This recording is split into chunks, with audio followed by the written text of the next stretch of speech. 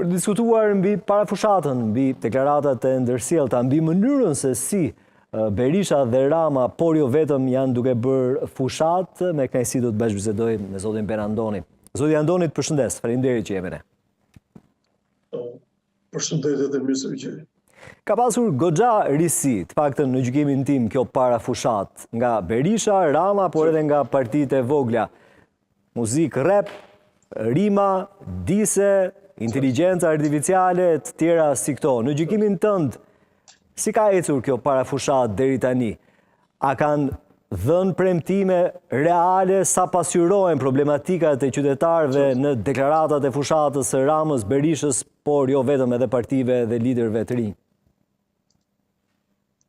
Unë besoj se ndajmë diçka të përbashkët në perceptim. Dhe kjo është mënyra se si po zhvillohet deri tani, që nuk ka incidente.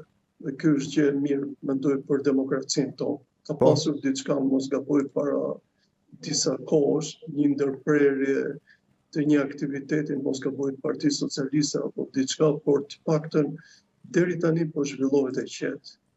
Dhe këtu është momenti që të paktën më jep një lloj shpresë që deri në fund do vazhdojë ti. Duke kthyer pas tek konstatimi juaj, që mendoj që është konstatim shumë i drejtë, gjëja që më shqetëson është një fakt në mënyrën se si dy partitë kryesore shikojnë vendin tonë. Pse? Kur paraqit projekt, programin, draft programin për të themi për qeverisjen deri në vitin 2029, pa çka se zoti Rama bën një marifet që thot 2030, dhe Partia Demokratike i jep programin e vet që ka mbështetur në 5 shtylla, ka diçka që i mungon publikut.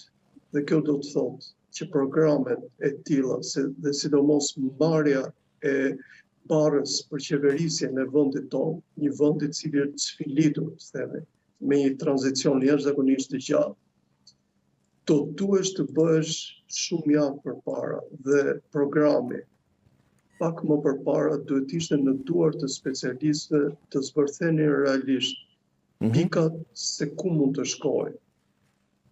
Le ta nisim për shkak me taksën. Taksën e shesh të dikujt nga palët dhe taksën progresive të dikujt tjetër. Me çfarë kemi parë deri tani? Mënyrën se si taksohen shqiptarët, gjithmonë kanë përfituar bizneset e mëdha. Me qeverisjen e zotit Rama kemi parë që bizneset e mëdha jo vetëm kanë përfituar, jo vetëm që janë shumë pak debitore, por nga ana tjetër diktojnë jetën e vendit. Kuptohet që me peshën që kanë duhet ta diktojnë jetën e vendit. Por në mënyrën e pabarazisë me pjesën tjetër të biznesit, ka krijuar një lloj anomalie të frikshme. Kjo është pjesa e Partisë Socialiste.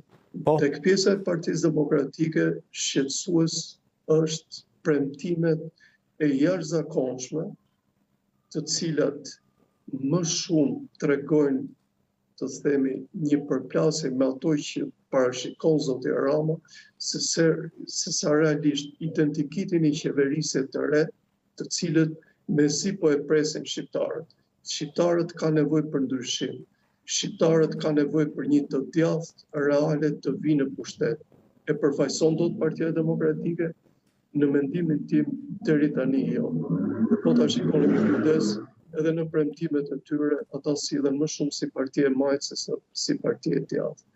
Nga ana tjetër, ti shikon premtimin që bën zoti Rama në shumë aspekte, vetëm do kap në një moment do kap pjesën e arsimit.